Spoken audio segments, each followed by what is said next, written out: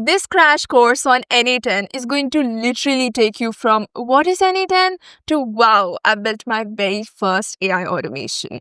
It's going to be a beginner's friendly crash course where we're going to start from the ground and level up. By the end, you will not only have the confidence of building your very first AI automation, but also be equipped to build more and more automations to automate your everyday tasks. So let's cut the crap and get right into it. Okay, so before we get into the crash course on N8N, let me tell you that we will start by understanding the platform, what it is, what is the logic behind it, how to set it up, and then we will proceed to the building part. So you can think of it as a short theory class before practicals. So starting off, what is N8N? So if I were to give you a definition, I would say that N8N is a tool which helps you to visually build automations without coding. So in short, you can connect different apps on N8N without having to code.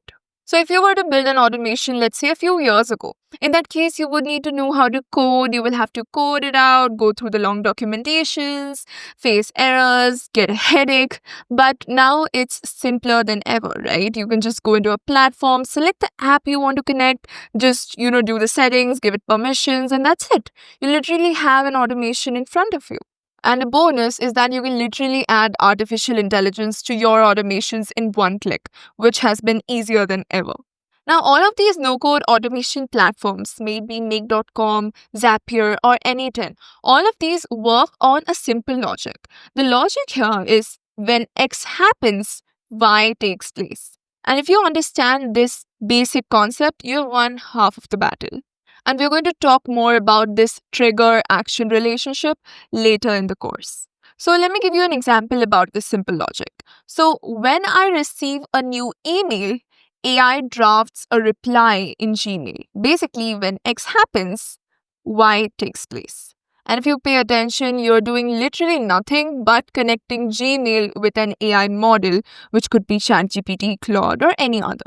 It's you simply selecting the apps and connecting the dots. And now when we talk about connecting different apps, you can connect over 500 apps on N8N.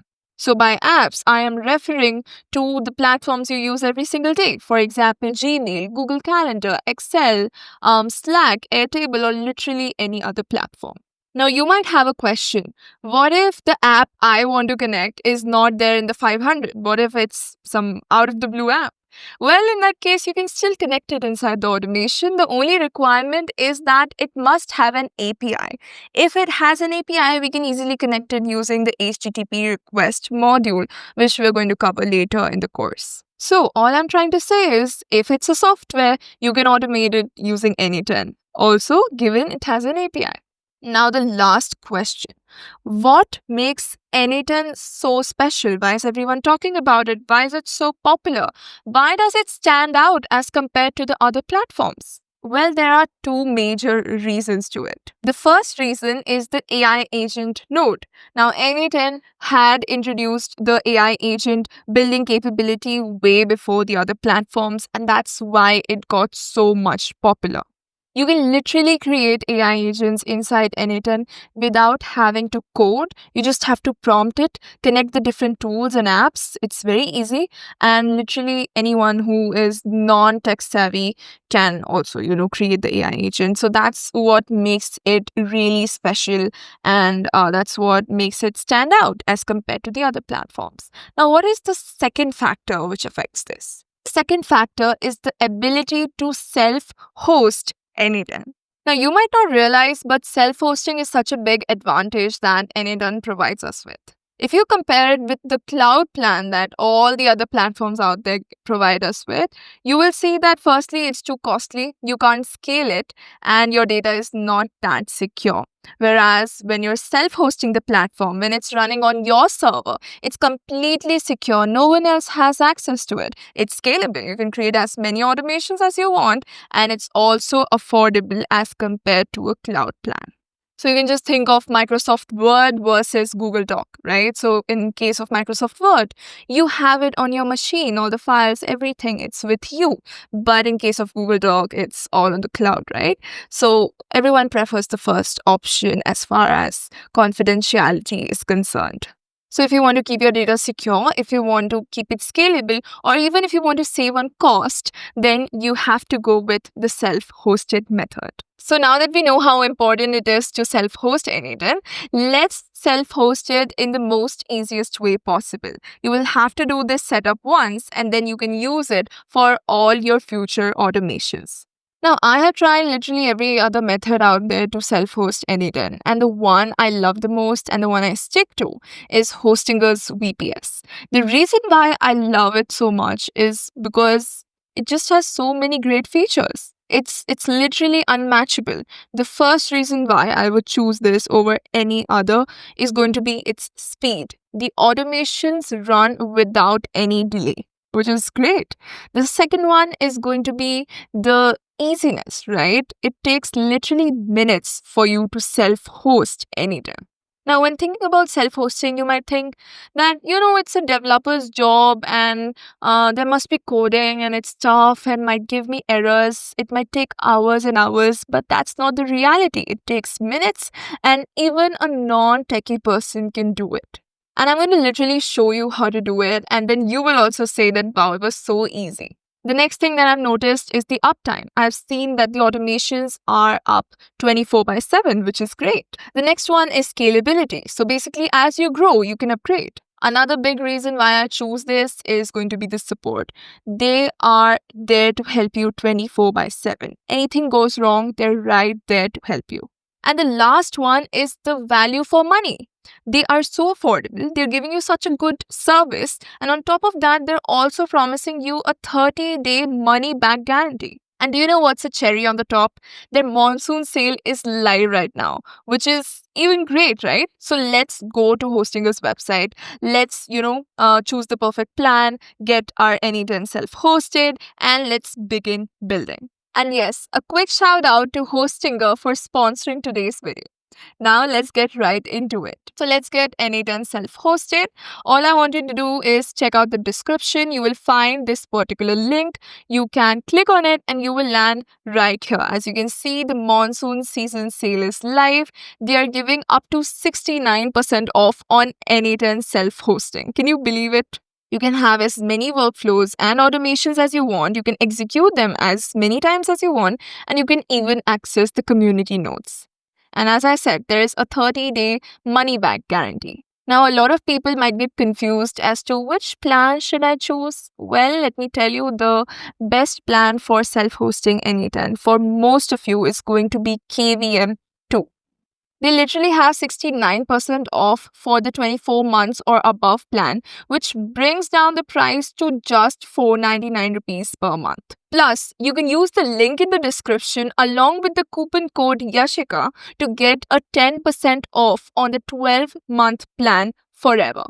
Or you can use the coupon code Yashica15 to get a 15% discount on their 24-month plan, which will be valid till the 31st of August. So we're going to go with the KVM2 plan, which comes with 2V CPU cores, 8 GB RAM, 100 GB NVMe disk space, as well as 8 TB of bandwidth. So let's click on choose plan. This is going to add it to your cart, and as you can see, it's valid for 24 months at just $499 a month. But we're going to apply extra discount, for which you can click on have a coupon code and enter Yashica15. And as soon as you click apply, you will see that you have got a 15% discount. If you want to go with a 12-month plan, you can select that from here, and then you can put the coupon code Yashica, apply, and you will get an extra of 10% discount, bringing the price to 584.10. I would recommend buying the 24-month plan. The link would be there in the description along with the coupon codes. You can easily access them and choose the best plan for you moving forward. Also, if you want to get your VPS data backed up every single day, you can opt for this daily auto backup extension. After that, you can select the server location. So whichever is the closest to you, go ahead and select that. And then make sure to choose N8N. Once you're ready, go ahead and place the order. So once you've purchased, you're going to land on the main panel, and all you have to do is head over to VPS right here. Then you will see your KVM2 VPS listed. All you have to do is click on Setup. After that, it's going to ask you to select the server location. Make sure to select the one which is the closest. In this case, I'm going to select India. Then we're going to click on Next. Okay, after that, it's going to ask you to choose an operating system. Just search for N8N and go with this option with the star. So it gives you a description about the same. After that, click on Select. Then it's going to ask you to create a password to log into your VPS. So just do the same. Make sure it's 12 to 50 characters and strong enough. And then once you are set up, click on Next. Now for the additional features, make sure this is checked and then click on Finish. Okay, so it's ready. It's now setting up your VPS. It's going to take about 5 minutes. Leave it. And once it's done, it's going to send you an email. Okay, so it's done and it literally took just 2 minutes actually. Okay, so once you see this particular screen, all you're going to do is click on Manage VPS and then you're going to click on Manage App. That's it. Set up your owner account. Okay, so let me add in my email and the other details. Make sure to check this icon to receive security updates and the product updates. And once it's done, click on Next. Then it's going to ask you to fill out a form quickly so that it can customize the experience. Do that and click on Get Started. Also, you can get the paid features for free forever. So basically your workflow history, advanced debugging, execution search and tagging and folders. So make sure to add your email here and ask it to send a free license key. Okay, great. That's done. Now we can finally get started with the building process. So before we get started, a quick introduction about myself. You need to know who is teaching you, right? Are they even that qualified to teach you how to use N8N? So hello everybody, my name is Yashica and I'm the founder of Automates.ai. Automates.ai is our AI automation agency wherein we create and deploy AI systems for businesses across the globe. It could be AI agents, AI workflows, AI voice agents, or standalone AI systems. Apart from that, I'm also an AI consultant and I also educate about AI through my YouTube channel. I have been into this AI automation field for the past 2 years, so I guess I'm qualified enough to be teaching you how to use N8N. So if you're interested in automating your business with AI, then the link to our website is in the description below. If you want to get on a one-on-one call with me and get some coaching or consulting, then the link to my calendar for the same is in the description. If you want to continue learning from me, then don't forget to subscribe to the channel. You can also connect with me on LinkedIn or follow me on Twitter for some more exclusive content. Okay, so now that you know me, we can get into the practicals. Actually, congratulations that you made it till here because the fun part starts now. Okay, so we're back on N8N, actually our self-hosted N8N. So I hope you have landed on a dashboard something like this. Now, in order to create your very first automation, you will have to click on this orange button that says Create Workflow. Once you do so, you will see this blank canvas right in front of you. Now, remember I had told you that this works on a simple logic. When X happens, Y takes place. So basically, this works on a trigger and action basis, where X is going to be the trigger and Y are going to be the actions. So the very first node in your automation is always going to be the trigger. Basically, the event which is going to trigger this entire automation. Also, the boxes inside this are called nodes, just in case you don't know. So let's talk about the different triggers. In order to explore the triggers, you will have to click on this plus icon. Now, as you can see, N8N is asking you, what triggers this workflow? A trigger is a step that starts your workflow. Now, here are all the different options you have for triggering your automation. So the first trigger is the most basic one, trigger manually. So this one is more like you will have to come into N8N and click on this to start the automation. If you want to have more control over when it runs, then you can, use this particular trigger. So every time you want to run this, all you will have to do is click on this button or this button to start the entire automation. Let's explore the other triggers. We're going to click on this plus button and then click on add another trigger. The second most popular is the on-app event. Now, this one is going to run your automation when something happens in an app. So as you can see, we have all these different apps. Let me just search for Gmail. And if you click on it, you will see under triggers, you have this trigger called on message receipt, which is nothing else but a trigger which says when I receive a new email, right? So if you click on this, you will be able to see the different settings you can do, which we're going to talk about. But for now, you can understand that the Gmail trigger is going to trigger your automation when you are going to receive an email. Now, this is just one option. You can literally choose any app and accordingly choose the trigger. Some other options could be, for example, when a new meeting is created in your Google Calendar, right? Or when you receive a Slack message, for example. There are endless possibilities. The third type of trigger is on a schedule. If you want it to run every Monday, if you want it to run on the 15th of every month, if you want it to run, let's say, every hour, in that case, you go with on a schedule and you just, give it the instructions that you have to, let's say, run every single hour, and that's it. If you wanted to run every 3 hours, you can put 3 here. If you wanted to run, let's say, every single month, then you can select month and keep 1 here.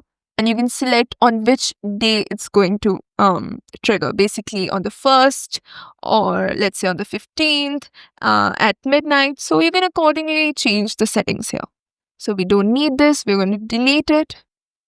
Some more triggers are going to be on a webhook call. So this is more on the advanced side. So if there is some other app which is going to make an API call to this platform, in that case, you can use on webhook call. A very popular use case for the same is when you are creating, let's say, a chatbot or a voice agent, and then in between you want to run some automation. In that case, what you're going to do is you're going to get your chatbot to make this webhook call to this automation, and that would trigger it and you will get the response back. If you don't understand it right now, you don't really have to worry. It's just a crash course. You don't have to perfect every single trigger and action. It's fine if you don't understand it. As I said, it's a bit on the advanced side of things. So if I click on it, you will see that you get a URL assigned, okay? And then you can use this URL anywhere else on any other platform, and then you can make an API call to this URL in order to run this automation. But not to worry, we're going to delete it for now.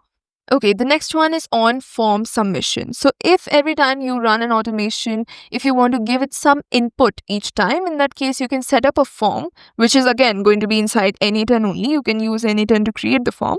And then every time you submit the form, it's going to run the automation and you can use your answers, at different parts in the automation. Then we have when executed by another workflow. So let's suppose there is some other workflow in N8N and you want that other workflow, the parent workflow, to execute this sub workflow. In that case, you can use this. Again, this is when you have to do like multi-agent setups or multiple automation setup. On the advanced side, you don't have to worry a lot about it. The next is on chat message, which is a great one actually.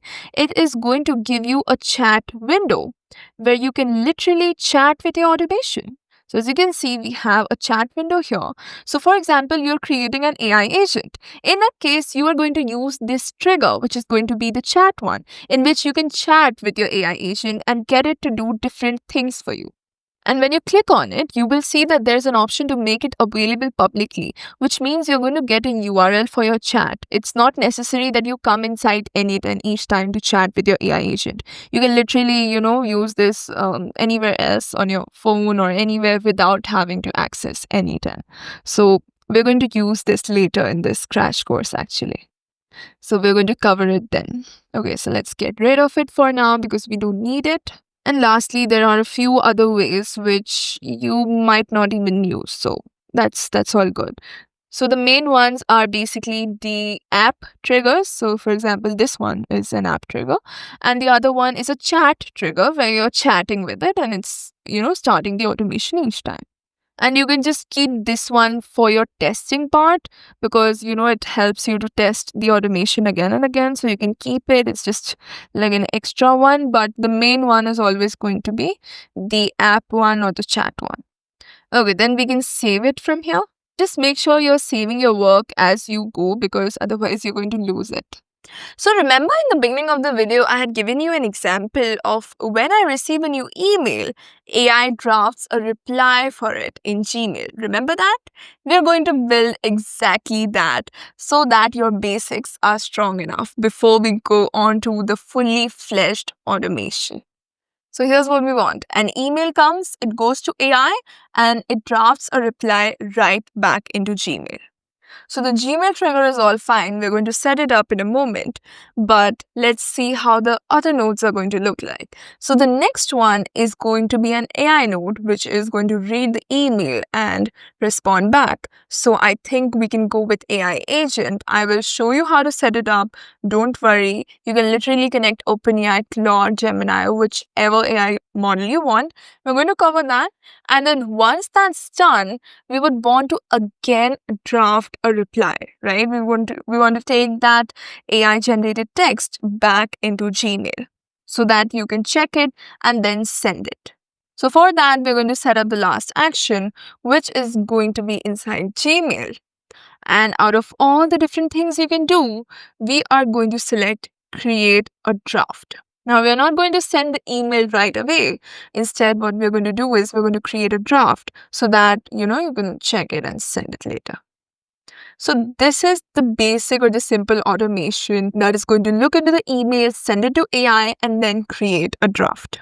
If you want, you can connect this right here and let's save it. So just to remind you, this is the trigger and these two are the actions. Now, as you can see, they have a red outline, which means we have to go inside each one of these and set them up one by one. So let's start with Gmail. Okay, now let me make you familiar with this UI, okay? Because you're going to see this in literally all the nodes out there. If you even check the other ones, it's the same, structure. So basically, this left pane that you're seeing, this left side, this is called the inputs pane. So any input coming from the previous node is going to be listed right here. This is the main pane where you're going to do all the settings for that node. And then this is the final output pane. This is the output coming from the app, which is going to go further into the next node as the input. Okay, so I hope you got the logic behind this design. Now, since this is the trigger and literally the first node of the automation, there's going to be no input. It's going to be blank. Okay, I hope you understand that. Now, after that, let's go ahead and set up the node. So the first thing it's asking you is to select poll times. So basically, it's asking how often should it check for a new email? Should it check every minute, every hour, every day? So if you select every hour, it will, get all the emails received in the past hour and then process them. So it's up to you. I like to keep it at every minute because I want it to be instant. So as soon as the email comes, it processes it and then drafts a reply. Okay, the event is going to be message received and the simplify button should be toggled on. Okay, the next thing is filters, quite interesting. So if you don't want to process every email coming into your inbox, you can just put a filter to it. For example, only the emails coming from this sender are processed. For example, abc@gmail.com. Now, only the emails coming from this account will be used or will be processed by the automation. The other ones are going to be neglected. Okay, so that's one option. Apart from that, you can also have search. For example, if my email has an attachment or if my email's subject line contains this particular word, right? So just like you search it inside Gmail, you can search it right here. Then you can also search it based on the labels. And yeah, you have a couple more options which you can go through. So basically, every time you connect any app to N8N, you basically have to give it permissions to, do certain things inside your app. For example, in this case, we need to give it a permission to, check our emails, right? Otherwise, how will it know that you have got a new email? So in order to do that, you will have to click on this and then click on create new credential. Now, for the other apps, it's very simple to connect the account. You click on the button, you put your ID password or just sign in, and that's it. It connects it to your N8N account. But in case of these Google Workspace tools, for example, Gmail, Google Drive, Google Sheets, Google Docs, all of these require you to, create these console apps and then add the client ID and client secret. So this is basically an OAuth 2 way of verification, or you can say authorization. And this is something a lot of people face issues with because they really want to use Gmail, Google Drive, right? They want to use Google Sheets and Docs. But at this part, a lot of people get stuck and don't know what to do next. So let me tell you what to do next. So first, let's close this. Now, do you see after the Gmail trigger, there is this link called Docs? So just click on it. It's going to open up this documentation. You're going to scroll down and you will see here that refer to this link for more information about credentials. So let's click on it. Okay, so we are going to create it for just the Gmail node. So we're going to go with this one. If you want to create it for, let's say, all the apps out there, you can, all basically the Google Workspace apps, then you can go with this. If you have a service account, then this. And literally, it's up to you. So we're going to go with this one. After that, it has given us the steps to follow in order to connect our Gmail to N8N. Okay, so the first thing is creating a Google Cloud Console project. So log into this link. So let's open it up. Okay, so once you're there, make sure you're logged into the correct Gmail account that you want to connect with N8N. And once you are, let's go back to the documentation and see what's the new step. Okay, so the new one, the next step is going to be to create a new project. Okay, so let's go ahead and do that. So select a project and let's click on new project. Let's name it N8N Connection and let's create it. Okay, so this project has been created. Let's just select this project. Okay, great. Let's have a look at the next step. So it is going to be to enable the APIs. So in order to do that, you have to go to APIs and services and then enabled APIs and services. After that, click on enable and then search for Gmail. There we go. Let's click on Gmail and click on enable. Okay, so that's done. Now let's see what is the next step. Okay, so next is to configure your OAuth consent screen. Okay, so let's go to OAuth consent, this one right here, and let's click on get started. The first thing is you need to give it an app name. Okay, so give your app a name, just put a support email. You can just put the same email if you want to. Click on next. For the audience, just select external for now and click on next. For the contact information, again, just put the same email, doesn't matter. Okay, click on next, then click on agree and continue, then click on create. Let's just go back to the documentation and make sure we're on the right path. Okay, so after this is done, go to branding, then scroll down and just make sure in developer contact information, your email address is there. Okay, after that, go to audience and inside test users, just add your email, the one you're using right now, okay? Okay, great. Then save it. Okay, now after that, we've got to go to clients and then click on create client. Then select web application. You can give it a name if you want to. Now, for authorized redirect URIs, just click on add. Go back to your N8N automation. Then just create a credential and just copy this URL. Okay, so click to copy. I hope it's copied. And just paste it back here. Just make sure it's under redirect URLs and not the first one. Okay, and then we click on create.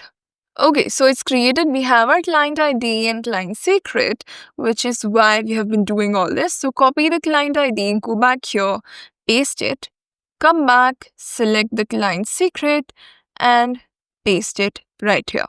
Then if you want to give it a name, you can give it. If not, then click on sign in with Google. After that, select the ID that you had used, right? The Gmail ID, select the correct one. Then it's going to tell you that Google hasn't verified this app. Just click on continue. Okay, after that, select all. So you're giving all these permissions to it and then click on continue. Connection successful. Come back here, you will see account connected and just close it. So as you can see, your Gmail account has been successfully connected. Let's just click on Fetch Test Event. And if it's working correctly, it's going to fetch you the last email that you had received. So if you followed all the steps correctly of connecting, then you will get your latest email in the outputs pane. So that is how you set up the trigger when a new email arrives. Okay, great. Next up, we have to set up the AI agent. And yes, before that, let's just save the automation just in case. And we can just close this because we don't need it anymore. Okay, so as you can see in the inputs, we already have the Gmail trigger. If I click on it, I will be able to see all the different outputs that I got from the previous node, okay? Which you can use in this one as well, which we're gonna do. Okay, now let's go ahead and set up the AI agent node. The first things first, source for prompt. Always make sure to define it. If you click on define below, it will actually give you an option to write the user message. If you select the first one, it won't, okay? So as I always say, user message is the one which is variable, okay? So for example, in this case, the body of the email is variable. It changes every single time. So you can pass it as a user message. For example, email body. Okay, so email body, and now we have to specify the email body. For that, you can drag and drop the snippet right here. So as you can see, email body is equal to the email body of the email, okay? So that is how you set the user message. After that, we also have to add a system message. In the system message, you tell it what to do with the body, right? What do you have to do? So you can start off by saying you are a helpful assistant, and then you can continue telling it what it is supposed to do. So in this case, it has to draft a reply for our email. So we can say that your job is to draft a reply for the received email. Also, in the user message, if you want, you can pass in the subject line, just in case it helps. You can also pass the sender's email address, okay? So let's just look for the subject line. Okay, it's right here, subject. So you can put it right here. Okay, so we're passing in the email body and the subject line, okay. Okay, so your job is to draft a reply to the received email, not for the received email. And then let's go ahead and give it more context. Now let's talk about the tone a bit. So the tone needs to be Spartan, professional, and friendly. Make sure not to use M dashes or N dashes in the reply. Okay, so I've told her to keep the email to be professional sounding, friendly, and Spartan. This basically gives it, a human touch, basically, just as compared to a robotic email which is generated back. After that, I've told it not to include the M dashes or the N dashes. So basically, if you might have noticed in the emails, or you can say in literally any AI response, there are these different sorts of dashes, right? And you can easily tell it's written by AI. So it's just better to, tell it not to include them, because it makes it obvious that you've just used AI to write the reply, okay? After that, let's say add placeholders where variable information needs to be specified. Now, if someone is asking you that when are you available for a meeting? Now, this AI agent won't literally know your available times until and unless you connect your Google Calendar to it. So I just told it that for the variable information, you can just put placeholders, right? And we can go in and then put the correct information in there. So that's what I have told it. Then let me say only respond with the email body, don't include any explanations. Then I can tell it that, and the email missing best Yashica. Okay, so that's our short prompt. Apart from that, you will have to give it more context as to how you reply to emails or what to respond in certain cases. That's something you will have to add. But this is like a general prompt you can get started with and then improve it as you go. Okay, now before we test it, we will actually have to add a chat model. Now, as I said, you can literally use anything, Gemini, Claude, OpenAI. I'm just going to go with OpenAI for now. Then we can select the model. Before that, let's add our credential. And yes, before I forget, all the prompts that I will use throughout the video will be available for free in the resources linked in the description below. So just click on the resources link and you will be able to access all the different prompts we've used for free. Okay, now it's asking for OpenAI's API key. Now you must understand that ChatGPT is different from OpenAI API, okay? So in ChatGPT, you generally just buy a monthly subscription and you chat with it. But in case of OpenAI's API, you will have to put in some credit money, okay? So some credit balance, for example, $5 or $10. And then based on that, it's going to, deduct money from it based on your usage. So that's how this works. Now, in order to get the API key, you will have to head over to openai.com. Then just go to login and select API platform. We don't have to go to ChatGPT, okay? Now, if you already have an account on their OpenAI platforms, log in with that. If you don't, then create a new one.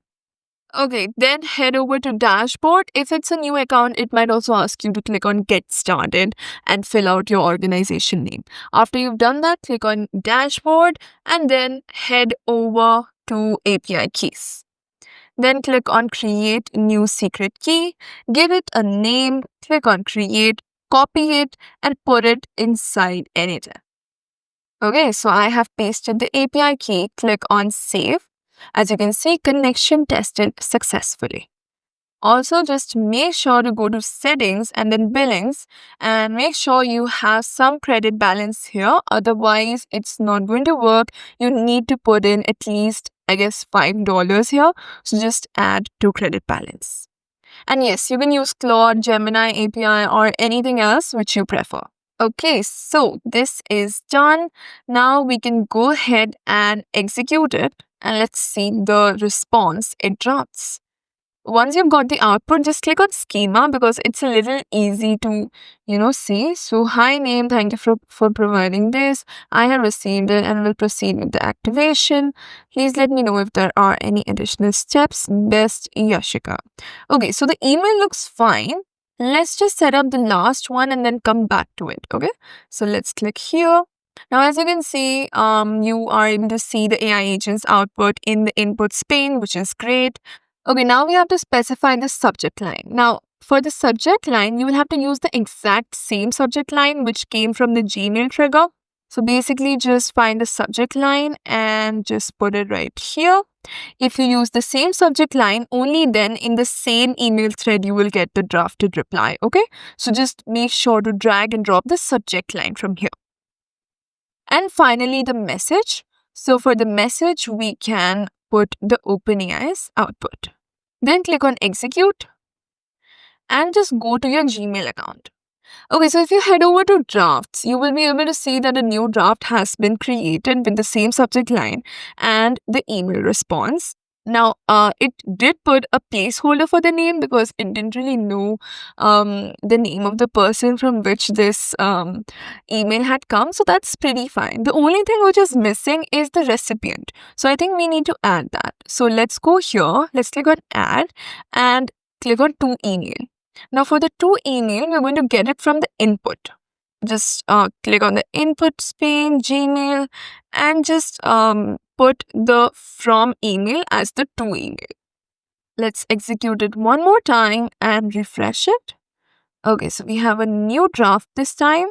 And yes, it did put the to email, which is N8N's email. I think I got an email from them and it just put that. So yes, now it's complete. We have the to email, we have the subject line, and finally the response. So let's quickly save the automation.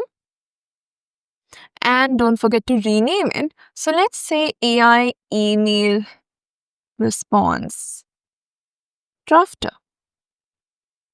Okay, great. If you want to tidy up the automation, you can click on this particular button and it's going to tidy up the automation a bit, and let's click on save. Okay, so quickly, let's see, email comes in, goes to AI, which is through OpenAI, and then it drafts back an email. So right now we have just tested it on some email I had got, but now let's test it actually. What happens when I receive the email right away? Okay, so let's just quickly turn this on. So let's turn it on and let's send an email to myself from some other account and see how fast we get a draft. Okay, so I've written like a quick email saying availability check. Hey Yashica, just wanted to ask your availability for tomorrow morning. Let me know. Best Jenny. Let's just remove my signature and let's hit send. I have come back to my other account in which I will receive that email and the draft will be created. So let's refresh this and see if we've got a new draft. Also, if you want to see if it's working or not, you can head over to executions here and you will be able to check the history, okay? So let's say this was the latest one. If I click here, yeah, so it did pick up that particular email and yes, the run was successful. Let's just go back and check if we got the draft. Yes, we did. So let's click on this. Okay, so it says, hi Jenny, I am available tomorrow morning from start time to end time. Please let me know if that works for you or if you need a different time. Best Yashica. Yeah. Now all I have to do is replace those placeholders and that's it. I am ready to send. I have saved so much time drafting these replies, right? So you can send it. Drafting basically gives you a manual touch point in between. You're not directly replying to them, but you're also saving time on drafting the response. And once this is done, I can just click on send and the other person will receive it. And that's how you create an AI email response drafter. Now, all you have to do is keep on improving this particular prompt. So you will have to keep on adding more and more to it as to how to respond to different scenarios. Because the more you add to it, the more time you're going to save moving forward. And I'm going to give you a little bit of homework with a little bit of hint. Now, it's not necessary that you're going to reply to each and every email. You might get a lot of spam emails, a lot of promotional emails, and we don't want to, spend our API tokens on responding to promotional emails. So for that, you will have to put like a classifier in between to basically sort between the emails to reply to and the emails to not reply to. And in order to do that, click on the add button here. I'm just going to give you a hint. You have to complete it. Then go to AI and then select text classifier. Here you will have to put the text to classify, which is going to be your email, right? And then you will have to put the categories. The first category could be promotional. So after that, you will have to give it a description. So you will have to tell it when to classify it as promotional. Then let's add a category for spam. Then let's add a category for important. Then similarly, you can keep on adding work related, right? And after that, make sure to give descriptions for each. After that, in the main automation, again, you will have to connect the model, which is going to be OpenAI, the same thing. And then you will see you have these different branches. After that, the important ones can go for the for these ones, but the spam ones, if you want, you can just delete them. So from here, you can select delete a message, for example, and then put the message ID from the input. So this is your homework. Make sure to add the description for each category, what each category means, and then make sure to set this up because we don't want to create drafts for each and every email. This is a great way to classify them and accordingly draft the responses. Now, in some cases, you might not want to delete the email. In that case, you can mark that email as read. Okay, so that's also an option. So instead of deleting, you just mark it as read so that you don't read it again. That's again an option. So yeah, for that also, it's the same thing. You go to Gmail and you select mark a message as read. Okay, and then you put the message ID from the Gmail trigger, which is this ID right here. I think I've literally given you all the hints for your homework. Just we can delete the first one and that's it. And you save it, make sure to set it up correctly and test it. And yes, this manual trigger, if you want to get rid of it, you can. We just tend to use it sometimes for testing. And there you go, you save it. So we kind of created a mini AI inbox manager, to be honest, and I hope you enjoyed this particular part of it. The reason why I chose this particular build was because it would teach you how to, connect an app's trigger and app's action, and along with it, these AI tools in between. And I kind of also wanted to teach you how to, do that Google console thing and get the OpenAI API keys. So I hope this small automation was of help. Now let's move on to our fully fledged AI agent. Okay, so now it's the turn for your fully fledged AI agent, which is again a part of this crash course. So firstly, we learn how to do like an automation using apps, and now we're going to learn how to create an AI agent. So what we're going to do is we're again going to click on create workflow. Now, since this is an AI agent, we would generally want to chat with it so that it can perform different tasks. So just click on trigger or add first step, and now you know which trigger to choose. So it's going to be on chat message. So there's no need to change anything right now. And as you can see, we have this option of open chat. So if I put a hi message here, you can see it has been received. The next thing we want is that it goes to an AI agent. So we're going to go to AI and select AI agent. Just like I taught you in the last one, we're going to select define below. And this is the place where we add the variable information. I've already taught you how to do that, but let's just do it again. So in this case, we can say user message is the chat input. So user message is hi. Okay. So the next time you send something else, this will be replaced with that message. Then we are going to add the system message. We're going to do that just in a moment, and then let's just complete it off by adding the chat model. So I had already taught you how to connect your OpenAI keys, etc. But yes, one thing to do here would be changing the model. Now, if you want, you can go with the new GPT-5 model, but I just, prefer to stick to 4.0 for chatbots, at least for now. So I'm just going to go with 4.0, and let's go ahead and save this. Now, this has given us the basic structure of an AI agent. You have the chat trigger, and then you have the AI agent. The other thing which is very important for an AI agent is the memory. If it remembers the past messages, only then it can do like a good, meaningful conversation. So let's go to memory and add a simple memory. This is fine, you can leave it as it is. Now here you want to ask yourself how many past messages should it remember. So I think 10 is a good number instead of 5. So let's just put 10 here and let's save it. Now comes the main one, which is adding a tool. So if you click on this, you literally have the option to connect all of these different tools out there. Okay, now here is the AI agent that I have in mind. So I would basically want to create a chat AI agent with which I can research on content topics, and I can also create LinkedIn as well as Twitter posts. Okay, so now for the creating part, we can use the AI intelligence by OpenAI, but for the research part, we can use Google's SERP API. Okay, so it's free to use for, I guess, a few searches. I will just confirm that from the website. And then it can use the information from the web and use the intelligence to create tweets and LinkedIn posts on the trending topics. We're going to give it some input. We are going to give it a topic. It's going to research on it and then create the post.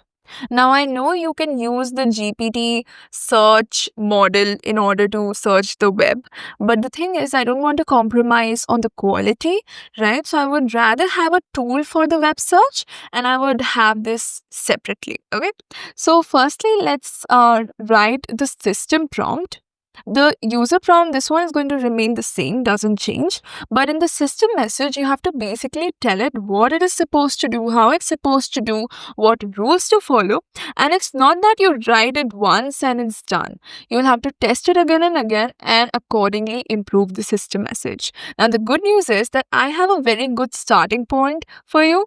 So you can use this prompt template to start with and then improve as time goes. So this is the prompt template I am talking about. So this is how it looks. So role, you are a research and content assistant capable of summarizing topics and creating platform specific posts. Then I've given it the rules that read the topic, only output when the user asks, never add placeholders, never invent facts, right? The output must be plain text, don't use any special formatting, limit the emojis.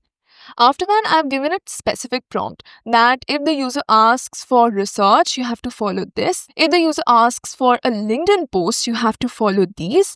If they ask for Twitter, it's this. You have to stay within the character limit, etc., etc. And then some final instructions. Now, I'm not saying this is the final prompt, though you can grab it from the description, basically the resources, but then still you will have to keep on adding to it so that it finally matches your tone and it lives up to your expectations basically. Though I have given it a prompt for tone as well, like for LinkedIn, be professional yet approachable, 40% Spartan, little bit casual, informative, human like. And then for Twitter, I have crisp and catchy, 60% Spartan, slight humor, casual undertone. In short, it sounds like human, but you can for sure, adjust the tone, etc. Okay, let's save it. And then finally, for the tool, we're going to search for SERP. And we have SERP API Google SERP. Now, all we have to do is just, add the credential. So let's go to Google and search for SERP API, Google SERP API, this particular link. And then let's just quickly register. And yes, in the free plan, you get 250 searches per month, which I think is a good start. So let's go ahead and register. So once your account has been created, you're going to head over to API and then you're going to copy that API and paste it right here and then click on save. That's it. Connection tested successfully. Now let's just do one thing. Here for the research, I would just like to mention that use the SERP API tool for the web search. Yes, I think that's crucial so that it uses the tool every time before, giving the research items. Now let's test it and improve it over time. So I click on open chat. Let's just refresh it. I might just put it like this and let's say hi. So hello, how can I assist you? I hope you're able to see the screen. It's a little, the font is a bit small, I know, but I hope you can see it. So how can I assist you today? Research on the new coding tool by Google AI. Okay, so as you can see, it's actually using the SERP API tool, right? As you can see right here. So that part is working fine. So Google AI has introduced a new coding tool called Jules, which is correct. It is powered by Gemini, blah, blah, blah. It allows users to clone code bases, blah, blah, blah. Would you like more details or a specific format? So let's say draft a tweet on the same, giving an opinion that it is mediocre. Now, I don't really mean it, I'm just doing it for the post, okay? Okay, so it says Google AI's new coding tool, Jules, is out with a splash, but is it really making waves? While the integration with GitHub is neat, the overall development feels a bit lackluster. Time will tell if it becomes a coder's best friend or just another fancy tool. Thoughts? Hashtag Google AI, hashtag Jules, hashtag coding tools. Great. I mean, it's a great start, right? And then if you want, you can just edit it. So let's say that add a bit of humor. Okay, so Google AI's new coding tool, Jules, rocked in like a rock star, but is playing more like a local band. I like it. Integration with GitHub, cool. But it feels like that friend who's all promises and no weekend plans. Can it be our coding BFF? Jury's out. I like this. I might just, tweet it directly. Actually, don't forget to follow me on Twitter. Well, I mean, it was great, right? I think it's a great way for you to generate tweets and, get the research as well. Now, I know you can do that directly inside platforms like Claude and ChatGPT, but the motive here was to show you how you can create the AI agent. Next up, what you can do is you can connect it to even more tools, right? So, like I created it to SERP API, maybe you can connect it to some other tool which can help you with the content creation. Okay, now again, I have a little bit of homework for you with, again, few hints. So what I want you to do is connect Twitter and LinkedIn as a tool for this AI agent. So let me show you how. So you click on plus and you search for X. So as you can see, we have X here, which is Twitter. Now what you have to do is you have to connect it to Twitter. So you click on add. Now this is through their Twitter's developer page. So you have to create an account on Twitter developers and then connect it. After that, you have to put the text of your post. Now, since it's coming from the AI agent, you can just click on this magic like icon and AI will automatically define the tweet's message. Okay, so that's that. And then I don't think there's anything else you have to change. So yes, just connect it to your Twitter's developer account and then go back to the main prompt and just add another line here for the posting rules, how to post it. Tell it that you need to post it as plain text. Make sure not to add any extra explanations or anything. It's going to be posted directly on the platform. So you need to give it prompts regarding that. And you have to do the same thing for LinkedIn as well. So let's search for LinkedIn and post create person. Text is the magic button, and then you have to connect your LinkedIn account, again, the developer's account. And the same thing here as well. Inside LinkedIn's prompt, you need to mention the posting rules. Also, in the Twitter's posting rule, just make sure to again tell it about the character limit as it might forget it. So yeah, just make sure to do that, and you can start doing it on your you can say your test accounts, and once you're comfortable you can move it to your main account. It's not necessary that every post it generates needs to be posted. It will only be posted if you give it a command to post. Okay, so that is your homework. It's literally just connecting your accounts, right? Twitter and LinkedIn. Rest is all easy. And then let's save it and let's turn it on.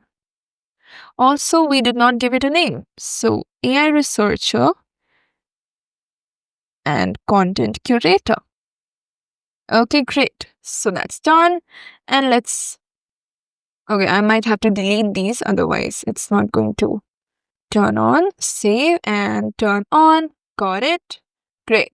Okay, so we literally created two different automations. One is the one that runs on its own. Every time a new email comes, it runs. And the second one is more of a chat one, where you have to chat with it, interact with it.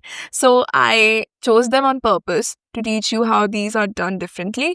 Now, there are a lot more things you can add to them. And yeah, I remember in the beginning I had promised you I will tell you how to do the HTTP request thing. So let me just complete that. Let's just let me just put a normal trigger for now. It's just for explaining purposes. So yes, now for the action, let's suppose the app you want to use is just not there. Okay, it's not there.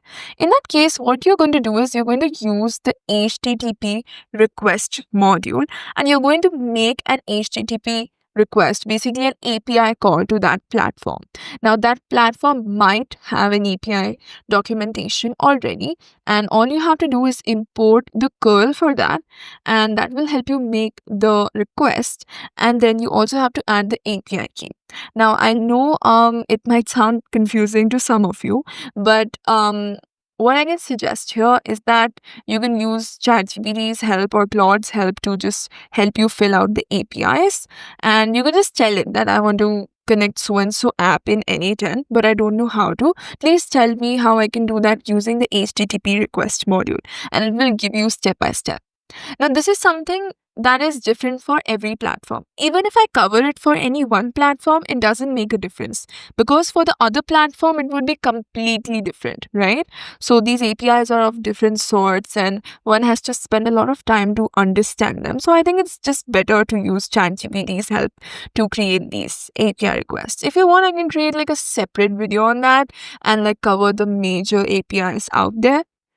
But yeah, just let me know. So yeah, I just wanted to bring that up. And not only in this, even in that AI agent one. So AI agent, and then here in the tool, if you're not seeing the tool you want to use, you can again just go with HTTP request. That's all you can do. Yeah, so I just wanted to cover that for the apps that don't have a native integration with N8N. It's a little on the advanced side, but I think it was really important for me to mention it here. A few more closing points. So, apart from AI connections and apart from app connections, you can also manipulate data, filter data, etc. inside. For example, if you go to data transformation, you have all of these different, ways you can transform data. So you can have a look at them. It's not that important though, but you can just still look. Then there's filter. So filter can be important as you might have to filter data that's going through. And the next one could be switch and wait. These are the ones that we use often in the flows. And then there's human in the loop. So basically, if you don't want the automation to run altogether and you want a human to be in between for approval, then this is the one. And then there is core. Now again, if I try to cover each one of these, this will not become a crash course. Instead, it would be like an 8-hour long N8N course. Okay. Now I specifically named it crash course because we're just literally covering the most important parts of N8N, something that you might take months to figure out. You just figured it out by watching this video. If you want, I can create like a part 2 to cover even these, difficult ones like MCP and stuff like that. But that really depends on the performance of this video. If I get more requests, I might even create a video on that. Yes, and one more thing I had to cover was for your chat AI agent, it's not really necessary that you always go in here to chat with your agent. You also have a URL which you can use. You just go to this, you make it publicly available like this, and you get a URL associated with that AI agent. And you can literally open it on your phone, on your tab, on your desktop, and just chat with your AI agent, just like you were in the normal chat pane. Okay, so I can just say I want to create a tweet on GPT-5, for example. Okay.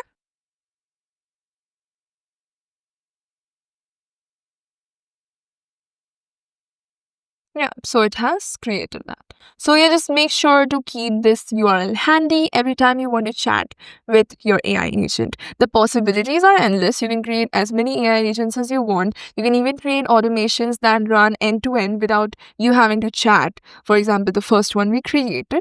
So that's pretty much it for this video. I really hope you got value from this video. You learned something new and you're probably going to make more and more automations.